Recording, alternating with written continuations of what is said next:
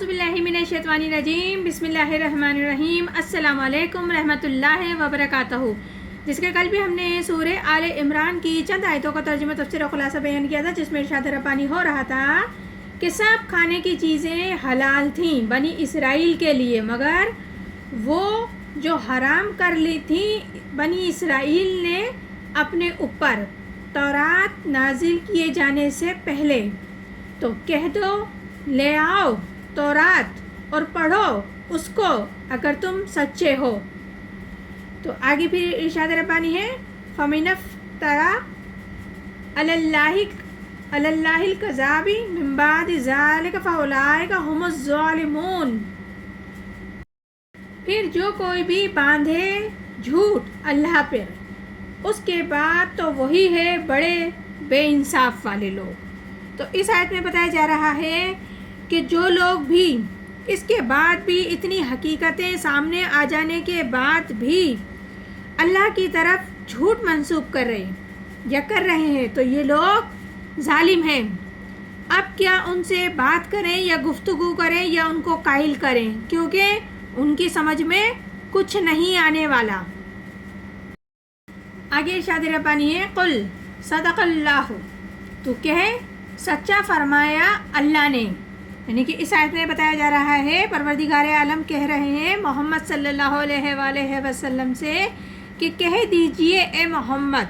جو کچھ اللہ نے فرمایا ہے وہ بالکل سچ ہے اور بالکل صحیح فرمایا ہے، اس میں کوئی شک کی گنجائش نہیں ہے۔ فَاتَّبِعُوا مِلَّتَ ابراہیم حنیفہ، سو تابع ہو جاؤ دین ابراہیم کے جو ایک ہی ہو گیا تھا۔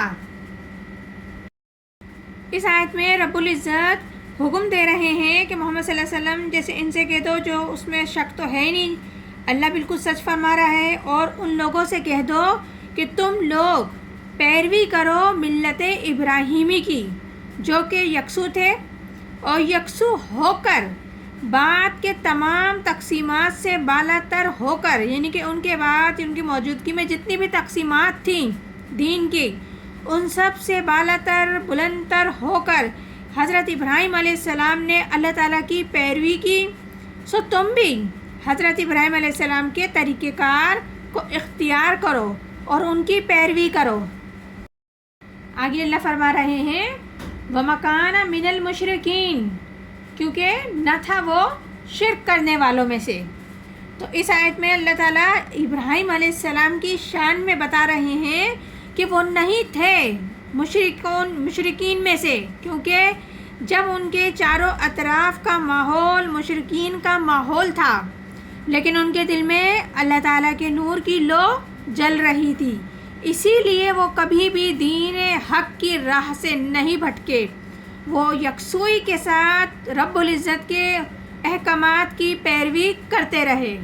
آگے ارشاد ربانی ہے ان اول بیت وضع للناس للذین ببکۃ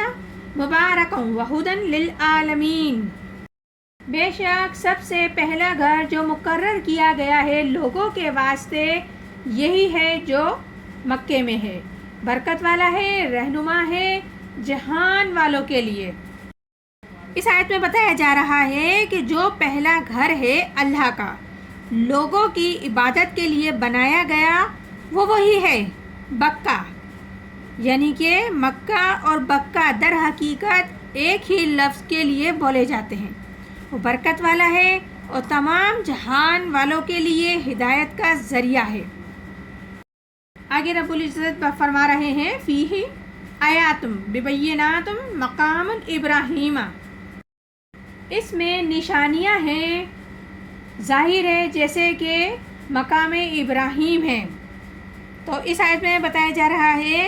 کہ اس میں روشن دلائل ہیں، فضائل ہیں، برکات کے ساتھ ہیں، اور اس میں روشن نشانیاں موجود ہیں جیسے کہ مقام ابراہیم۔ آگے رب العزت مکے کی شان میں کیا فرمانا ہے وَمَن دَخَلَهُ كَانَ آمِنًا، کہ جو کوئی بھی اس میں داخل ہو گیا وہ امن میں آ گیا۔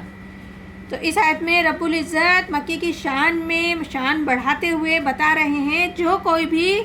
اس میں داخل ہو گیا، یعنی کہ مکے میں داخل ہو گیا، وہ امن و سلامتی میں آ جاتا ہے۔ پورے عرب میں اس وقت غور کیا جائے تو پورے عرب میں بڑی بدترین خون ریزی ہو رہی تھی، لیکن حرم میں اگر کوئی اپنے باپ کے قاتل کو بھی دیکھ لیتا تو اس کو کچھ نہیں کہتا۔ تو اسی روایت سے اس حرم کی آج بھی ہے، یہی روایت آج بھی برقرار ہے، اور اللہ کے فضل و کرم سے وہاں پرامن ہی امن ہے اور وہ دارالامن ہے۔ آگے ارشاد ربانی ہے وَلِلَّهِ عَلَى النَّاسِ حِجُّ الْبَيْتِ مِنِ اسْتَطَاعَ إِلَيْهِ سَبِيلًا، اور اللہ کے واسطے ہے لوگوں پر حج کرنا اس کے گھر کا، یعنی کہ جو شخص قدرت رکھتا ہو اس کی طرف چلنے کی۔ اس آیت میں رب العزت بتا رہے ہیں کہ اللہ کا حق ہے لوگوں پر کہ وہ حج کریں اس کے گھر کا، کہ جو بھی انسان استطاعت رکھتا ہے، طاقت رکھتا ہے اس کے سفر کی، تو وہ ضرور حج کرے۔ یہ حق ہے